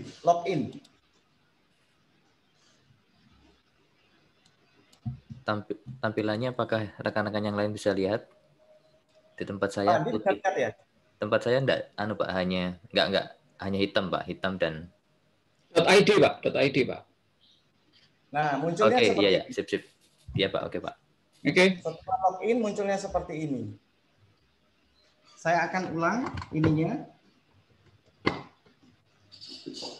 Nah, sekarang kalau sudah muncul seperti ini masih muncul ya. Nah, sekarang kalau sudah, silakan klik. Saya akan tunjukkan, ini saya klik. Salah satu ya. Salah satu peserta, mungkin moderator bisa bantu menunjuk saja, biar enggak. Oke, siapa yang sudah siap? Leonardo Christian mungkin, silakan. Leonardo Christian. Nah, sekarang saya akan perlihatkan. Saya stop screen dulu. Mohon maaf ya, saya stop screen karena screen saya tidak terlihat di sini. Makanya saya tadi mencari. Ini adalah ya salah satu tolong enak demo kit yang ada di tempat saya. Silakan Anda klik. Sebentar, tahan dulu, jangan dimatikan. Ini ada yang on off ini. Ya. Nah, itu. Oke, silakan Leonardo Christian mungkin menyalakan dulu.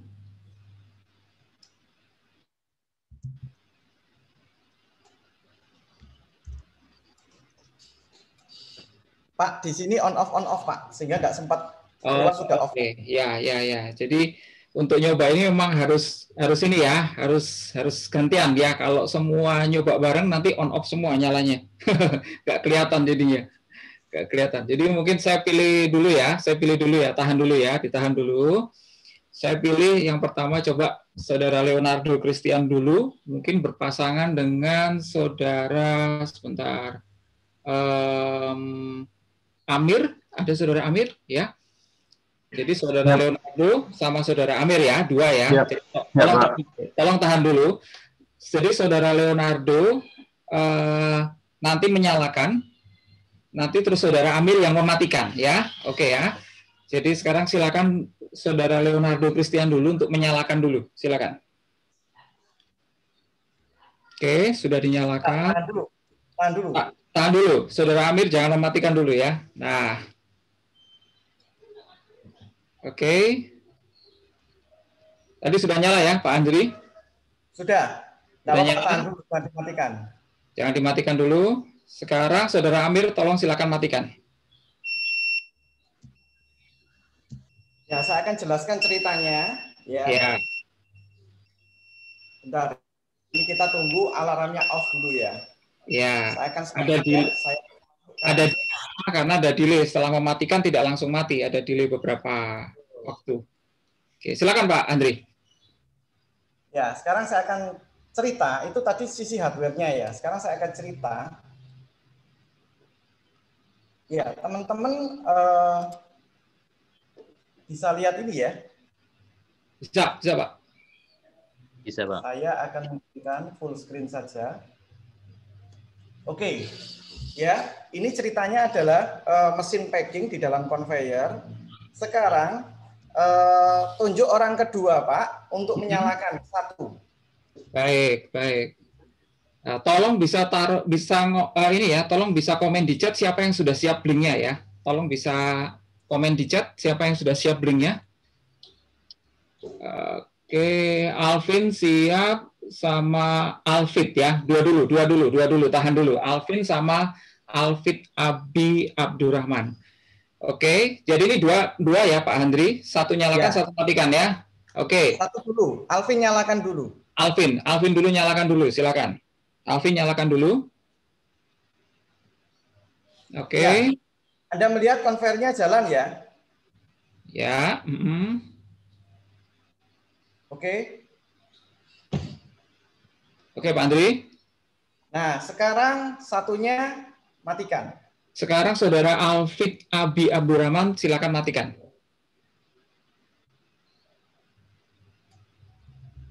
Oke.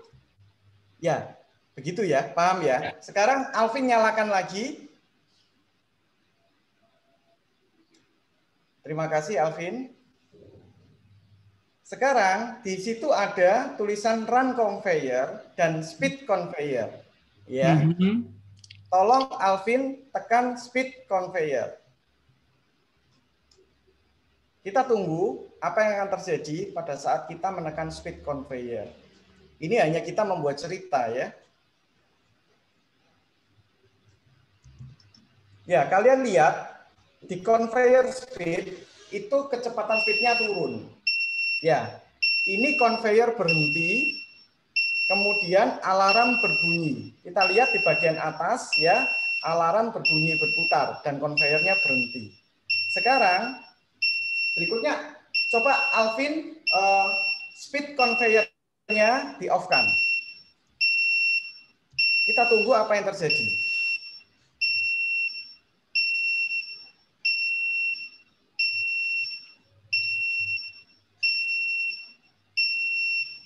Conveyor kembali berjalan, alarm sudah hilang. Jadi sebenarnya alarm ini apa sih? Yang tadi sudah dijelaskan Pak Duha, itu banyak sekali sensor ya. Bisa sensornya speed, bisa sensornya katakanlah jarak, bisa sensornya motornya kepanasan, itu semuanya menjadi trigger untuk membuat conveyor berhenti dan notifikasi nyala. Begitu. Kita bisa pakai apapun sebenarnya. Begitu. Nah, satu yang terakhir, tadi siapa Pak? Pak Iwan, Alfit ya? Ya, Alfit, Saudara Alfit Abi Abdurrahman. Run conveyor-nya dimatikan. Silakan Saudara Alfit, run conveyor dimatikan. Oke, sudah? Sudah. Nah, kira-kira itu ya, Anda sudah berhasil untuk membuat bagaimana apps itu bisa mengendalikan ya di tempat Anda, mengontrol ke saya. Ini saya balik ya, biasanya kan saya mendemokan, saat ini Anda yang ngontrol, bukan saya yang ngontrol gitu. Oke. Baik, ini saya lanjutkan, lebih menarik lagi bagaimana kalau kita bersama-sama untuk membuat apps kita sendiri. Ya, gitu ya Pak Iwan? Betul, silakan Pak, lanjut. Oke, saya lanjutkan ya. Saya kembali lagi ke slide, begitu.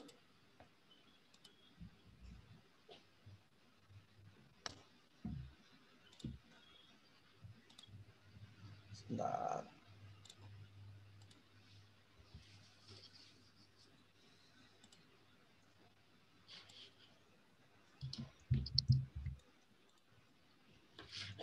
Oke, slide saya sudah terlihat ya.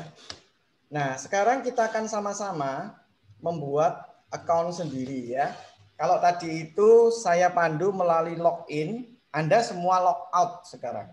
Teman-teman logout lah semua dan kita mencoba membuat create new account. Ya. Create new account.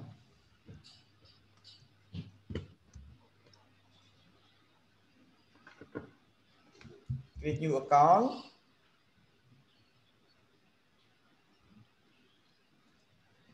Oke, sudah logout semua. Kalau sudah, saya akan pandu bagaimana kita bikin account sendiri. Saya stop share dulu. Saya akan tunjukkan share ke sini ya, sama-sama. Oke, kita bikin account sendiri. Logout. Nah, ini create new account. Nah, ini email. Anda tulis email Anda sendiri, ya. Terus kemudian passwordnya silakan ditulis sendiri, entah 1, 2, 3, 4 atau apapun. Kemudian saya mau menunjukkan bawahnya bagaimana ini ya, gede banget ini. Nah, bagian bawah, bentar saya logout dari sini saja. Kalau sudah create new account, silakan klik sign up di bawah. Saya ulang lagi ya, Handri, katakanlah. Ini karena saya sudah punya ya, saya nggak bisa create new account. Saya pakai login. Tadi 1, 2, 3, 4 begitu ya.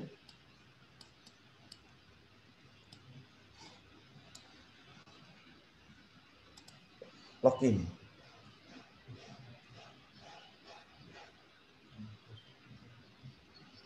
Oke.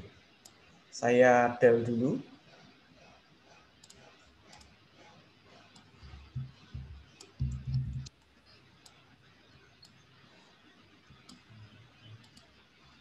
Aduh, yang bawahnya tidak kelihatan ini. Saya pindah lagi ke sini. Pak Iwan, kalau saya pindah ke sini kelihatan enggak ini ya? Kelihatan, Pak. Kelihatan ya? Kelihatan, tapi cuma separuh. Tapi paling enggak sampai di ESP8266-nya kelihatan, Pak. Baik. Ini saya del juga. Kita akan mulai sama-sama. Oke. Baik. Ini yang tampilan awal yang kita lihat. Ada new project, begitu. Kita klik new project. Apakah teman-teman bisa ngikutin ya? Ya, silakan tulis di chat ya. Kalau teman-teman sudah sampai di halaman ini, di page ini Gabriela Ivana sudah bisa. Lady Jacobus sudah, Maria Pinkan sudah. Ya. Baik. Saya akan lanjutkan ya. Ya. Project-nya kita tulis IoT UKP ini ya. Kemudian nama Anda juga boleh. Nah, untuk ini adalah tipe controller ya, teman-teman. Banyak banget ya tipe controllernya. Yang tadi ada 4 ya.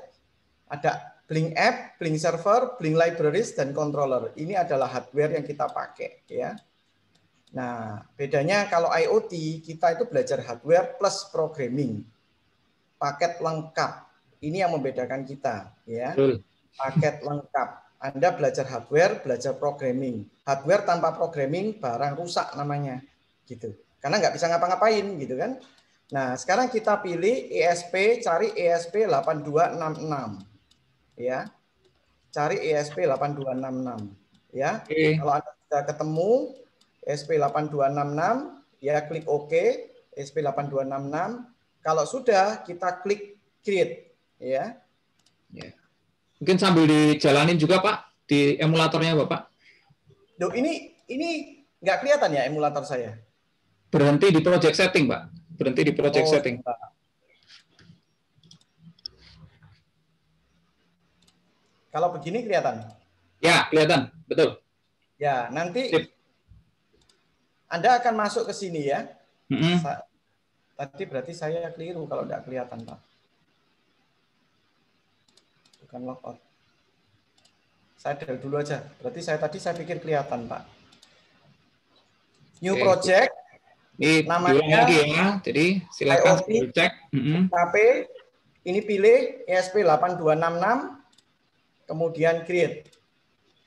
Oke. Nah, token Anda sudah terkirim ya ke email masing-masing yang Anda tadi tuliskan. Kecuali emailnya tadi ngawur, saya juga nggak tahu kemana gitu kan. Baik, saya kalau ini sudah silakan tekan OK. Nah, sekarang kita akan bikin ya. Ini kan masih kosong ini. Yang tadi dikatakan Blink itu drag and drop.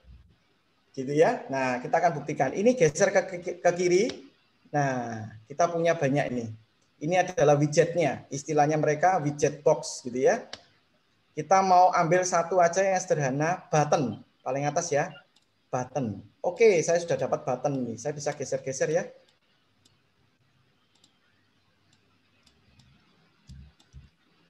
Aduh, nah di sini ya. Kalau nggak bisa tak geser, biarin di sini dulu.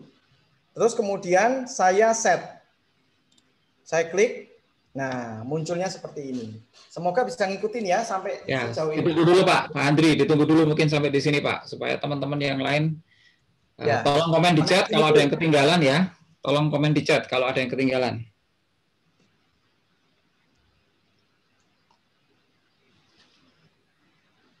Saya chatnya enggak lihat ya Pak Iwan? Ya, saya aja Pak yang lihat Pak. Saya yang feedback ke Pak Andri ya. Silakan teman-teman sampai di sini, kalau bisa mengikuti silakan kasih komen di chat ya. Alfit tadi sudah nunjukin bisa, oke. Ya. Vincentia oke, Lady Jacobus oke, Alvin oke, Kevin oke. Baik, mungkin sebagian besar yang berniat untuk ini sudah oke Pak. Silakan Pak, lanjut Pak Andri. Baik, terima kasih Pak Iwan. Kita klik ya buttonnya ya. Nah, ini saya cerita sedikit nih. Jadi button ini kan dikenali oleh Blink. Nah, bagaimana Blink itu mengomunikasikan ke hardware kita? Kebetulan hardware yang ada di tempat saya itu pakai generasinya ESP8266 ya. Nanti kalau masuk di IoT, Anda akan belajar banyak sekali hardware-nya ya. Anda bisa explore lagi. Tadi saya sangat tertarik, bahkan ingat terus gitu ya. Kampus itu tempatnya belajar bagaimana untuk belajar. Ini benar banget gitu ya. Bagaimana kalau kita itu mau belajar sesuatu hal yang baru gitu. Bukan istilahnya disuapin terus, bukan waktunya gitu ya. Apalagi sekarang kalau Pak Duha begitu punya teknologi baru, mau belajar dari siapa ya, belajar sendiri gitu ya. Nah, kalau sudah di pekerjaan kan harus begitu. Nah, sekarang kita lihat button setting ini adalah bagaimana Blink mengkomunikasikan ke hardware kita. Outputnya adalah pin, kita klik pin, kita pilih digital, ini ada digital, ya, saya klik pin, digital, masukkan GP5, ya, General Purpose, ini maksudnya GP-nya ini General Purpose I/O, tapi nomornya yang 5 pinnya, ya. Kalau sudah, saya klik OK. Nah, ini sudah tulisannya GP5. Kalau ini sudah GP5, betul. Sekarang, ini kan bawahnya ada push, ada switch. Tolong diklik ke switch. Kalau sudah, sekarang... Oke, tahan dulu Pak Andri. Mungkin tahan dulu sampai di sini. Jadi, teman-teman tadi sequence-nya, urutannya adalah pin-nya diklik, kemudian teman-teman memilih digital ya. Betul Pak Andri ya? Betul Pak. Kemudian untuk pin I/O-nya yang dipilih adalah GP5, General Purpose 5. Setelah itu ditekan OK, kemudian setelah itu bisa tekan tombol push-nya. Di situ ada push sama switch. Default-nya ada di push, betul ya Pak Andre ya? Default-nya ada di push, silakan pindah ke switch. Bedanya apa teman-teman? Ya, silakan Pak Andri. Ya, silakan. Kalau kita harus nekan tombol itu terus. Kita tahan. Ya, kayak bel pintu rumah. Gitu. Jadi dia kembali sendiri. Kalau switch, kalau kita tekan satu kali, terus dia nge-latch, ngunci gitu. Ya. Kalau kita jalankan conveyor, masa kita neken terus tombolnya di tangan kita di handphone kan? Capek, Pak. Capek gitu ya. Nah, kita pakai switch saja. Oke. Silakan Pak, lanjut. Saya back. Nah, ini yang menentukan ya. Ini yang menentukan. Tolong dilihat layar baik-baik. Klik yang segi 6 ini ya. Jadi sebelum saya lanjutkan, saya cerita dulu. Kalau saya mau membuat aplikasi ini untuk smart home di rumah, ya, jangan sampai ya tetangga kita itu bisa ngontrol rumah kita, berabe nanti, betul ya? Saya ulang lagi, kalau kita mau bikin smart home, kemudian jangan sampai tetangga kita itu bisa mengontrol lampu rumah kita, gitu. Nah, kuncinya dari mana? Si hardware ini harus diberitahu. Namanya pakai token, gitu. Tokennya ada di mana? Ini ya. Ada tulisan autentifikasi token ya. Ya. Ini ada tulisannya AUTH gitu ya. Ini sebenarnya kode kode autentifikasi gitu ya. Ini yang memberitahu bahwa ini adalah milik kita. Sekarang klik copy all. Ya, tolong segera kirim ke chat. Saya ambil yang pertama. Jadi silakan klik copy all, setelah itu kirim di chat Zoom. Pak Handri akan mengambil yang pertama, dan yang pertama muncul nanti akan mencoba untuk kemudian Pak Handri memasukkan ke device-nya Pak Handri. Silakan Pak, sudah muncul tuh Pak, Bustanul Cahya. Baik, Bustanul terima Cahya. kasih. Saya akan masukkan ya, karena ini yang menjadi kode autentifikasi agar tidak salah kamar gitu ya. Oke, silakan Pak Iwan di-handle dulu, saya masukkan dulu di programmingnya, nanti saya akan tunjukkan. Ya, jadi ini tadi prosesnya ya. Setelah Anda tadi selesai untuk meng-assign button, maka proses berikutnya itu adalah masing-masing dari device Anda itu mempunyai unique token yang tidak mungkin sama. Antara satu dengan yang lain tidak mungkin sama. Nah, unique token ini yang sebenarnya nanti akan dikendalikan atau punya hak untuk mengendalikan. Ya, punya hak untuk mengendalikan. Tadi kalau teman-teman ingat sebelumnya kan Anda menggunakan loginnya Pak Handri ya, login QMIL Pak Handri. Jadi Anda semua menggunakan token yang sama. Nah, sekarang menggunakan token masing-masing yang sudah di-create. Dan nanti teman-teman bisa melihat atau bisa mengontrol dari masing-masing rumah, dari smartphone masing-masing ke perangkat yang ada di rumahnya Pak Handri. Jadi sekarang Pak Handri sedang berusaha untuk memasukkan ya token tadi ke dalam device. Jadi token itu harus dimasukkan ke dalam device supaya device tahu siapa yang berhak mengendalikan device ini, gitu ya. Nah, ini tentu saja melalui beberapa proses. Silakan Pak Handri, mungkin mau sambil cerita prosesnya apa saja, Pak. Ya, terima kasih Pak Iwan. Baik, sekarang Mas Bustanul atau Pak Bustanul, ya mohon maaf kalau saya salah. Di tempat saya, alat saya sudah mendapat koneksi WiFi. Ya, saya akan stop share dulu. Saya akan share ke kamera. Tolong tadi tokennya Mas Bustanul atau Pak Bustanul begitu, silakan ditekan. Tombolnya ditekan, silakan. Oke, Saudara Bustanul atau Pak Bustanul, silakan tombolnya ditekan.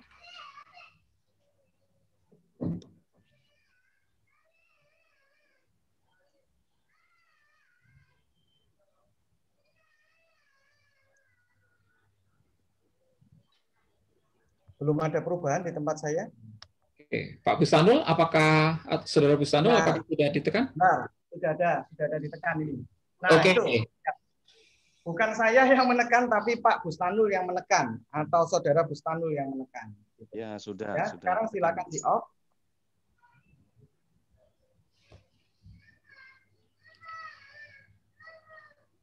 Ya, ini sudah ditekan untuk off, begitu ya. Oke, kira-kira itu contohnya Pak Iwan. Mungkin apakah ada lagi begitu, atau kita satu lagi begitu? Mungkin satu lagi ya. Waktunya Pak Iwan mungkin. Ya, tinggal 10 menit. Mungkin ada beberapa pertanyaan yang perlu dijawab yang sudah ada di chat ya. Jadi mungkin kita, Pak Handri, terima kasih untuk demonya ya. Ini ada beberapa pertanyaan yang mungkin perlu dijawab ya. Tadi yang untuk pertanyaan untuk Pak Duha kelihatannya sudah dijawab ya, Pak Handi ya. Ya. Tapi ya tadi salah satunya untuk apa tadi SDK kelihatannya ya. Kemudian untuk Pak Handi. Pak Handi, ini mungkin ada pertanyaan yang menarik Pak Handi. Apakah jurusan mekatronika itu sama dengan jurusan IoT, Pak? Silakan, Pak. Oke, terima kasih Pak Iwan. Jadi sebenarnya mekatronika itu kan belajar tentang mekanik elektronika gitu ya. Jadi tidak sama 100%, tapi member atau bukan member ya. Mereka juga belajar mekanik, tapi kalau di IoT lebih menjurus pada pengelolaan data, artificial intelligence seperti itu, Pak. Dan bagaimana kita melakukan telemetri jarak jauh begitu. Mungkin Pak Handi mau menambahkan, silakan Pak Handi. Oke, terima kasih Pak Handri. Ini ada pertanyaan untuk Pak Duha ini. Pak Duha, apakah masih mengikuti kita, Pak Duha? Hadir, Pak. Ya, Pak Duha, ini ada satu pertanyaan yang menarik ini. Apakah Ya, memungkinkan MEMS itu dibuat dengan ukuran yang sangat kecil, mungkin nano gitu ya, yang bisa dipakai untuk memantau kondisi tubuh manusia? Ini kelihatannya untuk tujuan kesehatan, Pak. Jadi misalkan sensor yang bisa mendeteksi apa ya, mungkin hal-hal yang berukuran kecil di dalam tubuh, kira-kira begitu mungkin, Pak. Silakan, Pak. Oke, sebenarnya MEMS ini juga dulunya ukurannya cukup besar, Pak. Tapi kalau di akhir-akhir ini, bahkan mungkin untuk ilustrasi ya, sebenarnya ukuran MEMS itu udah kayak 1/100-nya kuku kita. Jadi benar-benar kecil, udah kecil banget, Pak. Cuma memang once kita ngomongin untuk mengimplankan ke dalam tubuh gitu ya, itu kan butuh standar-standar yang lain kan. Contohnya kayak bagaimana nanti kita bisa mensuplai ke powernya, nanti bagaimana nanti bisa ngeblend dengan sistem tubuh yang lain, itu pasti nanti butuh tantangan lagi dan nanti bakal berada di topik yang berbeda. Oke. Terkait yang tadi asam amino segala macam, sebenarnya kita juga sudah mulai mengarah ke sana, tapi lebih ke pemanfaatan deep learning, Pak. Jadi kita menggunakan deep learning ya. Iya, deep learning menggunakan vision recognition. Ya. Oke, terima kasih Pak Dua untuk jawabannya. Semoga mencerahkan untuk yang nanyakan tadi. Ini mungkin ada pertanyaan lagi untuk Pak Handri sekarang nih. Pak Handri, apakah pembelajaran mengenai IoT ini hanya ada di perkuliahan di IoT, elektro gitu, atau juga akan diterapkan dalam mata kuliah yang lain? Silakan, Pak. Ini kaitannya mungkin perbedaannya dengan elektro begitu ya, kalau saya nggak salah tangkap atau gimana ya? Ya Pak, mungkin khususnya Andri, kalau Pak Andri. Ya mungkin Pak Handri nanti bisa menjawab juga. Jadi kalau penanya ini bertanya, IoT ini kan akan ada di semua lini ya Pak ya. Nah ini menurut Pak Handri apakah ini akan juga diajarkan ya di bidang-bidang yang lain gitu ya. Kemudian mungkin keunikan IoT Petra ini bagaimana Pak kita? Kan mungkin di informatics atau di tempat lain juga ada ya. Karena penerapannya kan sangat banyak gitu. Pak Andri bisa gitu ya. Baik, saya akan mencoba menjawab ya, nanti silakan ditambahkan begitu. Sebenarnya kalau kita berbicara tentang IoT itu satu contoh nyata aja. Hari ini pekerjaan saya itu mengontrol HVAC, bagaimana membuat sequencing di dalam gedung. Dan itu tidak diajarkan di elektro begitu. Itu yang disebut Pak Duha tadi kolaborasi begitu ya. Setidaknya, tapi saya tahu bagaimana secara prinsip chiller itu bagaimana, tetapi saya tidak tahu secara mendalam. Tapi yang saya tahu adalah fundamental bagaimana untuk mengontrol hal tersebut. Bagaimana saya mengambil datanya melalui sensor. Dan itu sangat vital itu kalau kita belajar dari IoT. Jadi di IoT Petra akan belajar beraneka ragam sensor, beraneka ragam controller, dan bagaimana algoritma pengontrolernya, metode kontrolnya bagaimana, itu pasti dipelajarin. Mungkin kalau kita belajar di pertanian, ya tidak akan dapat seperti itu. Meskipun kita nantinya akan membantu teman-teman di bidang pertanian. Ya. Kira gambarnya seperti itu. Semoga menjawab begitu. Ya. Jadi memang saya pikir ke depannya IoT ini akan menjadi seperti tadi saya sempat ngobrol sama Pak Duha ini. IoT ini lama-lama dan elektro pada umumnya ini lama-lama jadi kayak bahasa Inggris. Jadi siapa yang butuh ya kita masuk gitu aja. Kita support mereka. Pertanian butuh, IoT masuk. Perikanan butuh, ya IoT juga masuk. Oke. Ya. Saya tambah sedikit Pak Iwan ya. Ya, silakan Pak. Terinspirasi dari Pak Iwan. Hari ini tuh saya mengerjakan di HVAC di gedung. Berbeda lagi, besoknya ada tukang limbah, saya nggak ngerti limbah, tapi saya harus menangani limbah gitu. Ya, berbeda lagi, besoknya ada yang kontak saya, bedanya apa? Pak, saya mau bikin hidroponik gitu. tapi saya mau lihat sistem hidroponiknya, tapi kan saya nggak ngerti hidroponik begitu. Saya jadi ingat benar banget kalau kita itu kayak bahasa Inggris. Kita bisa masuk di semua lini, tetapi kita tetap di fundamental core-nya, yaitu bagaimana untuk mengontrol dan mengambil data gitu. Ya. Terima kasih Pak Iwan. Ya, terima kasih Pak Andri. Baiklah, Pak Andi, mungkin sambil Pak Andi menyiapkan untuk 10 ini ya, peserta yang akan mendapatkan giveaway dari OVO. Teman-teman semua peserta, ini tadi kita sudah melewati materi dari Pak Duha, kemudian demo dari Pak Handri. Ini juga ada beberapa hal, nanti mungkin Pak Handri bisa jawab ya, kalau ini ada yang menanyakan juga, alat-alat untuk demo itu bisa didapatkan di mana ya Pak Handri? Ini ada yang nanya Pak Yudo Devianto ini, mohon info untuk alat demo ini bisa didapatkan di mana? Kemudian Pak Bustanul tadi juga menambahkan kalau ada materi atau proyek pembuatan perangkat sederhana IoT, mohon bisa di-share untuk diajarkan ke siswa. Nanti mungkin kita bisa share di lewat website IoT ya. Jadi teman-teman, website IoT di IoT Petra ACID, nanti kalau teman-teman butuh hal-hal atau info-info terkait misalkan materi atau proyek-proyek IoT yang sedang dikerjakan di Petra. Silakan Pak Andri, tadi kalau ada ini. Ya, dari saya cukup sih Pak. Enggak, tadi Pak, yang ada yang nanya kalau mau beli alat-alatnya itu di mana gitu. Kelihatannya Pak ini tertarik ini, kelihatannya Pak siapa tadi? Pak Yudo. Pak, nanti untuk demo peralatan saya kasih nomor telepon saya, mungkin Bapak bisa WA ke saya. Oke. Teman-teman yang lain mau menanyakan berkaitan tentang IoT Petra, saya welcome sekali. Mungkin bisa di-share sekali lagi Pak Handri, bagian depannya aja Pak Handri, slide-nya. Ini untuk Pak Yudo dan juga mungkin teman-teman yang lain butuh kontak Pak Handri. Ini saya kasih nomor telepon saya di chat ya. Ya, oh ya, nomor telepon Pak Handri ada ditaruh di chat ya. Ya, kalau teman-teman mau menanyakan tentang IoT, bahkan saya juga terkadang melayani teman-teman siswa begitu yang masih kebingungan memilih bedanya A dan B begitu. Saya sangat senang melayani teman-teman semua. Pak Handri sangat welcome teman-teman yang mulai dari mungkin nanya-nanya atau mungkin butuh disupport tentang IoT, silakan Pak Handri sangat welcome. Sekarang saya akan sampaikan pemenangnya. Pemenangnya sudah disampaikan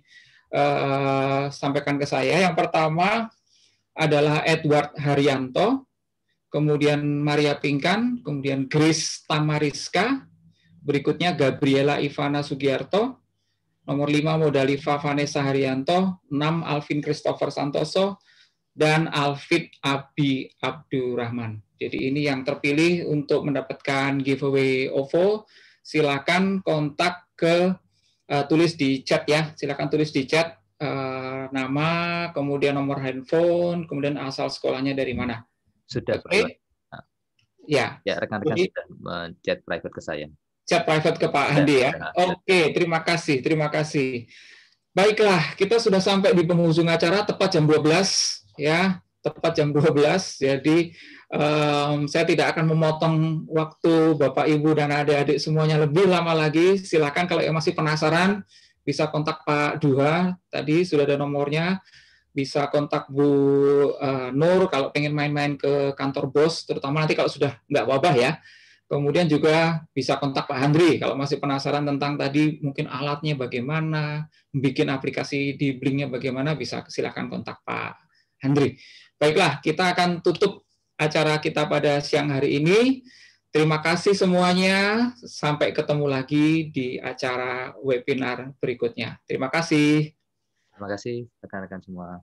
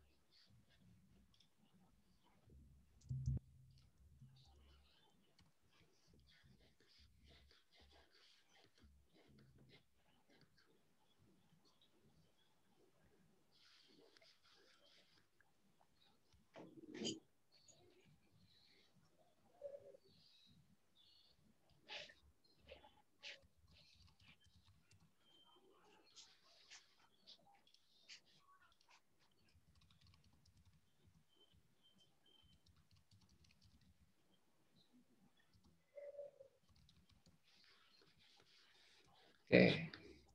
Iya.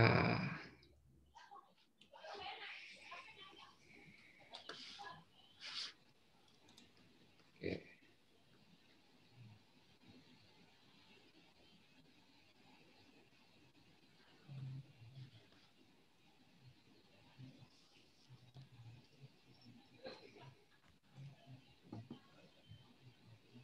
Ya.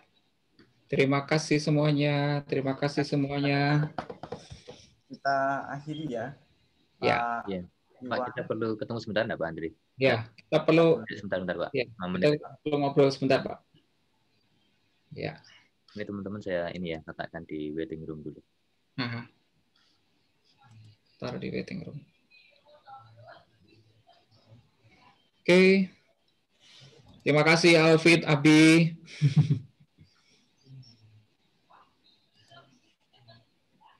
Ya. Oke ya Pak Andri.